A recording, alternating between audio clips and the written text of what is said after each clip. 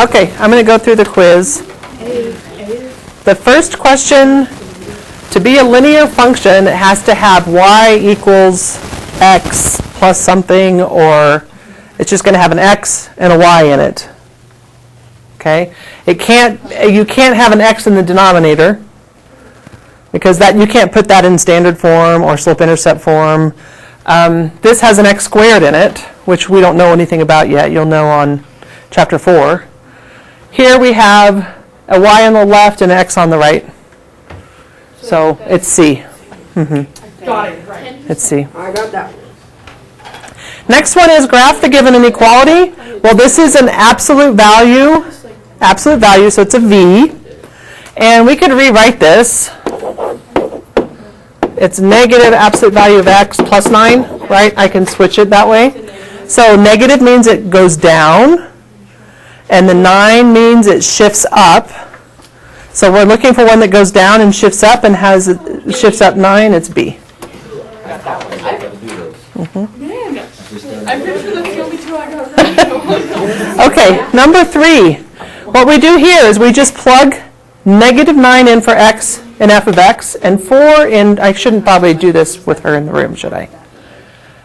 You want to go near the room? I forgot you haven't taken it. Now we think of it. First two problems, No. She's, you're I don't think she was even times paying attention. I 37. don't think she was seasoned. Don't go too far so they What?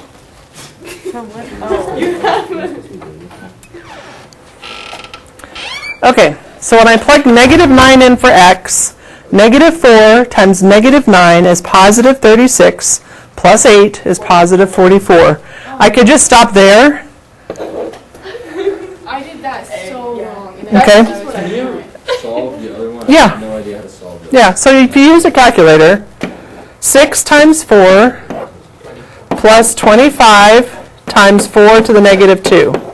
Okay? If you put it in a calculator, it'll tell you the answer. You don't know, I don't know, it's an error. I mean, last time I tried to do one like that, it was there. I don't know. 24 plus 25 times 4 to the negative 2. Delete 4 to the negative 2. I don't even know how to write case. Is 25.5625. That'll pop up like that? Mm-hmm. Why is it a decimal then? Why would you not just? Why is it a decimal? Yeah. Well, you don't know this yet, but 4 to the negative 2 is 1 over 4 squared, which is 1/16, which is a decimal. Don't Yeah. tell me that. You're going to learn about fractional and negative exponents later. Let's hopefully. You just needed a calculator for this one. Oh, well, I did negative 16. I was like, what is happening? No, 4 to the negative 2 is not negative 16. Nope. Okay, domain of this graph. It goes from, it's between 6 and 11, and it's x. X is your domain, y is your range. Me too. That's the X is domain, y is range. Amy's glowing. Determine whether this relation is a function. No, it's not. Does not pass the vertical line test.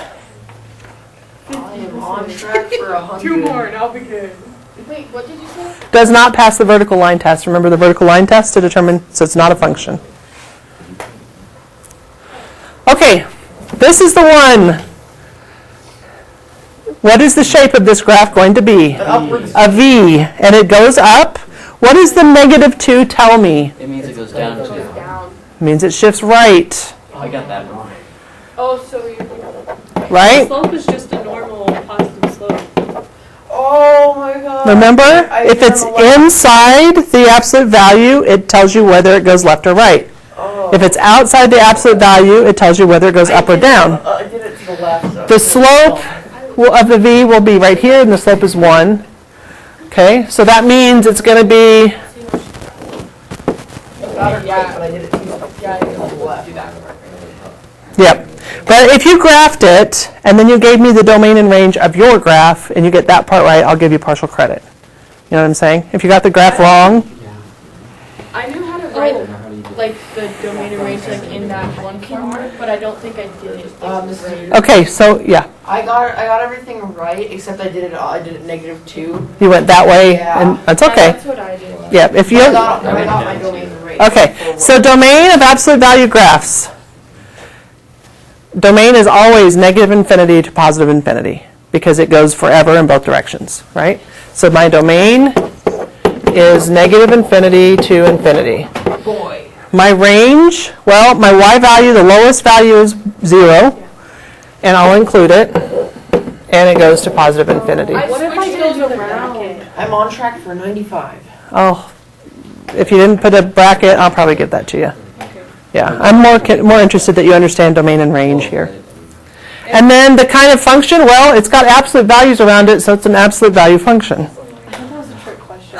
So if we got like the absolute value function, that's partial. That's the one thing I got. Okay, graph each inequality. Is this a multiple choice or is this a... It's a graph. Okay, so I need to put the graph on top of this so I can... 6 minus 2y less than 3x. Okay, who can tell me the process when you graph absolute or graph inequalities? What's the first thing you do? Get y by itself. Get y by itself, and then when you graph it, what's the first thing you do? Start at the y-axis. Just graph the line. Forget the inequality, graph the line. Okay? Then the second thing you have to think about with absolute value is whether the line should be dashed or solid. Dashed or solid. And then the third thing when you graph inequalities is the shading. So there's always 3 steps when you graph inequalities. You graph it like it's a line. You decide whether that line should be dashed or solid based on whether it's less than or equal to. And then you shade. So all those 3 pieces have to be there. So the first thing I'm going to do is solve. So I'm going to subtract 6. Shade and all that. Divide by -2. Switch the sign. I did switch this. So that's what you're graphing. The line y equals -3/2 x plus 3, and then we'll talk about shading and all of that later.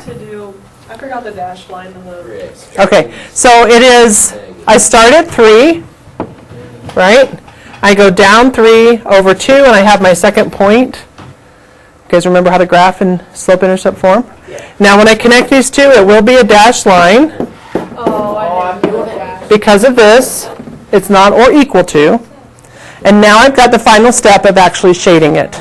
So I'm looking, and what I'm going to do is use, I always, and I think I said this in the video you saw, I always use the point 0, 0 when I determine the shading, unless it's on the actual line.